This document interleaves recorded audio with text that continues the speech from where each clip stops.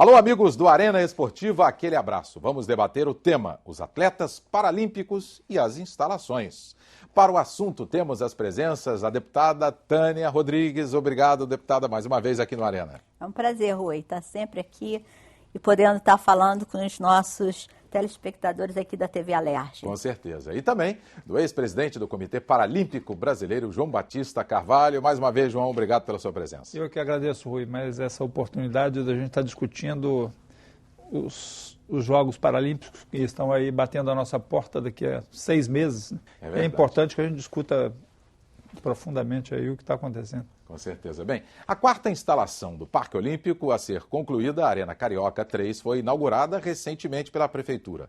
Lá vai estar o judô paralímpico e as competições olímpicas de esgrima e taekwondo. São 23 mil metros quadrados de área construída e 19 metros de altura. A instalação terá arquibancadas desmontadas depois dos Jogos e será transformada em escola, com capacidade para 1.000 alunos em horário integral. As outras arenas concluídas são a do Futuro, Carioca 1 e o IBC, que é o centro de imprensa.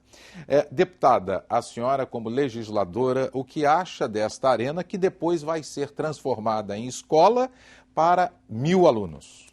Eu estive fazendo a visita já lá no Parque Olímpico e a minha preocupação é para a Olimpíada mesmo e para a Paralimpíada, ela vai em cima da logística de chegar lá, né? Vai ter 2 rampas, segundo me informaram, principalmente uma chamada rampa olímpica, que o BRT vai parar, mas o acesso é muito distante e a distância entre os ginásios também é muito grande. Uhum. Então vai ser assim extremamente difícil, né? Principalmente para o espectador, porque não vai ser o atleta, ele vai chegar por outro caminho, né? De estar andando por ali ou sendo empurrado, né? Porque a maioria das pessoas que irão certamente, elas necessitarão de um apoio para ajudá-las. Então, eu acho que, na verdade, eles estavam me falando sobre isso, o que as arquibancadas vão poder, são retráteis. E aí eu fiquei, eles me mostraram a questão do acesso para a pessoa com deficiência. A pessoa com deficiência vai ficar, parece, num andar superior, que eu não sei se é o 3º andar, né? E eu disse para ele o seguinte, vocês copiaram muito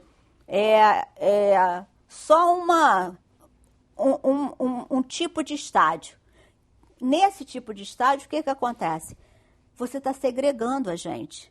Porque por mais que eu possa ir com um acompanhante, mas se eu tiver com um grupo de pessoas querendo torcer para o Brasil, elas vão ficar lá embaixo e eu tenho certeza que João também vai me abandonar. Porque ele vai descer para ficar lá junto com as pessoas e eu vou ficar com a bandeirinha do Brasil lá em cima sozinha. Ai, tadinha de mim, não posso falar com ninguém, sabe? Porque eu estou aqui isolada. O ideal seria eles terem feito ou no início da arquibancada e no meio da arquibancada para que as pessoas pudessem estar integradas, né? Uhum. com o restante da torcida, né? Como acontece na maioria dos países. Realmente tem problema com relação à segurança? Tem. Com segurança tá certo, não vai ter problema. Mas nós nunca nos preocupamos com segurança, né? Vamos me preocupar agora? E quando eles foram me colocar, ele me colocou o seguinte, porque se não vier deficiente, a gente vai poder colocar outras cadeiras aqui, porque pode aparafusar. Eu falei, pois a tua imagem, a tua visão da coisa de você estar proporcionando sempre o melhor para outras pessoas. E não para todo, a minha é que eu quero ter o melhor também.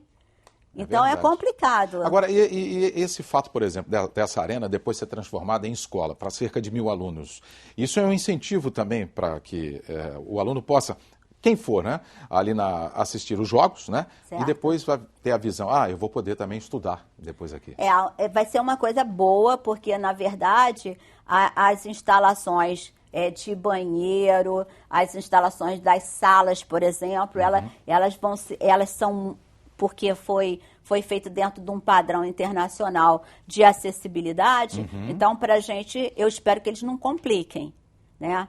Mas, por exemplo, do lado de fora já tem problema, porque a rampa, ela é muito distante e muito difícil de você vai ter que tocar muita cadeira até chegar à sua sala até a sua escola. Certo. João, você que foi presidente do Comitê Paralímpico, esses problemas sempre aconteceram? Bom, eu acho que é uma questão cultural, né? A gente aqui, no nosso país, a gente ainda está muito distante, culturalmente, de sociedades que a gente poderia considerar mais avançadas em relação à observância do direito do seu próximo.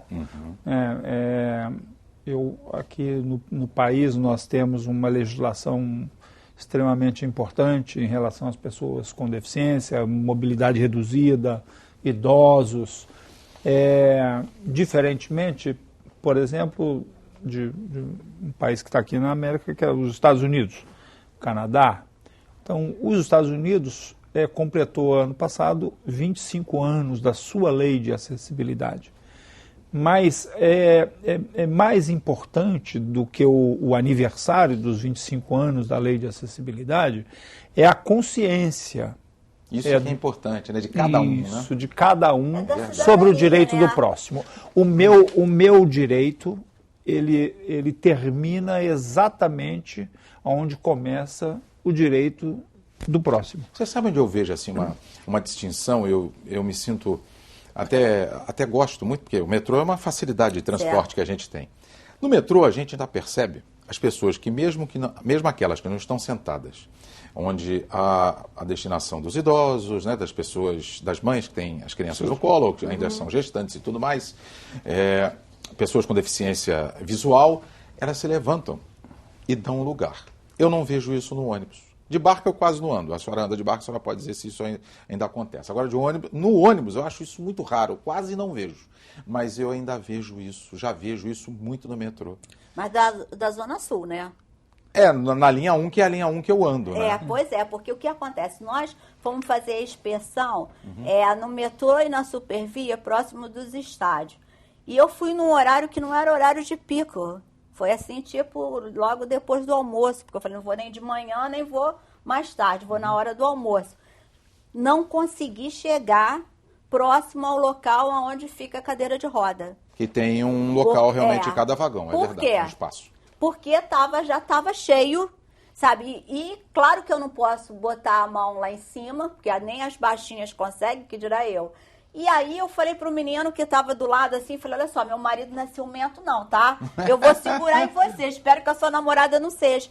Porque o que acontece? Dá uma insegurança tão grande, mesmo eu travando a cadeira, porque você não sabe como é que vai ser o baque da chegada e da saída do trem. E o local onde é para ficar o cadeirante, ele tem aquele corrimão, né? Exatamente, onde você segura. Isso. Então, eu não cheguei nem próximo e fui de São Cristóvão, a estação muito próxima, de São Cristóvão a Maracanã.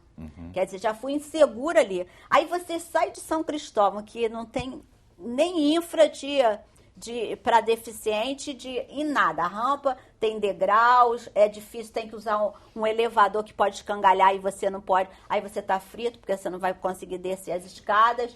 E aí você sai de São Cristóvão, vamos dizer assim, que seria um país terceiro mundo, e vai para o Maracanã, que é uma estação, nossa! Vizinha, né? Uma do lado da outra. Primeiro mundo, FIFA exigiu, né? Mas em compensação, a FIFA não falou nada com relação à rampa que vai para o Maracanã, que é super íngreme e que é tanto difícil para a gente para descer quanto para subir, quase impossível. Se não tiver duas pessoas para ajudar, não consegue. Deputada, realmente a gente ainda precisa crescer muito, né, aqui no Brasil em relação a esse respeito que o João falou, das pessoas que têm necessidade, tanto ao andar, né, as pessoas com deficiência física, visual, aos idosos e também às próprias crianças. Bem, a organização dos jogos, segundo a organização, a venda de apenas 50% dos ingressos representam 74% da arrecadação almejada. Restam 3.800.000 dos 7,5 milhões colocados à venda. Bem, segundo a agência Reuters, que é uma agência inglesa, nessa mesma época da organização em Londres, em 2012, quando nós tivemos os Jogos Olímpicos, lá na Inglaterra, já havia atingido a meta de arrecadação. Por enquanto, só moradores com cartões de crédito emitidos no Brasil, residentes no Brasil e com o CPF aqui também, se pode comprar ingressos pelo site da entidade. Agora, as Paralimpíadas, a situação não é tão boa na venda de ingressos. Está com 50% de venda abaixo do esperado. Se esperava, segundo os organizadores, que os bons resultados no Pan-Americano, no Parapan, que foi realizado recentemente, dariam um impulso na venda de ingressos, o que não aconteceu. Pela sua experiência como dirigente, João, por que ainda não empolgou o público nas Paralimpíadas, na venda de ingressos? Que a gente já falou desse tema da última vez e agora a gente está falando de novo, porque o tempo está passando e a gente está chegando perto das Paralimpíadas. Bom, da vez passada conversamos também de que a venda de ingressos é um dos problemas num conjunto grande de problemas que há em relação aos Jogos Paralímpicos. Na segunda-feira, o presidente do Comitê Paralímpico Internacional, aqui no Brasil, para as solenidades aí dos 6 meses para os Jogos, produziu uma entrevista para o jornal O Globo, em que também manifestava preocupação em relação a esse assunto, dizendo que a Paralimpíada são os jogos da família, né? Quer dizer, é a oportunidade de você levar seus filhos, os ingressos são baratos, para que seus filhos tenham uma experiência diferente, enfim. Mas eu acho que isto está muito relacionado com a política do comitê organizador dos Jogos em relação aos 2 eventos. Desde Sydney 2000, se diz que os Jogos são uma coisa única. É um festival de esporte que dura 60 dias. Então foi assim em Sydney, foi assim em Atenas, foi assim em Pequim, foi assim em Londres, deveria ser assim aqui também no Rio de Janeiro. Mas eu acho que há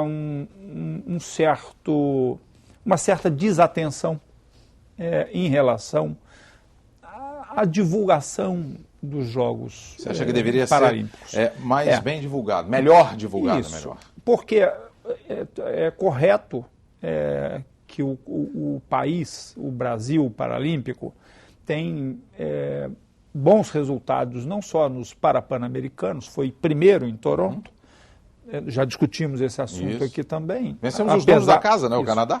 Apesar de que os Jogos Parapan-americanos eles não representam a força de potências como Estados Unidos, enfim, e Canadá, naquele evento. O Brasil já tem bons resultados em Toronto, mas já tinha bons resultados em Londres, tinha bons resultados antes em Guadalajara, em 2011, teve bons resultados em Pequim em 2008, e a gente vive de espasmo, né? Quer dizer, os resultados eles acontecem, mas eles não refletem aquilo que pode se esperar do esporte das pessoas com deficiência. Perfeito. Nós já voltaremos na segunda parte do Arena Esportiva, tratando dos Jogos Paralímpicos aqui na Rio 2016.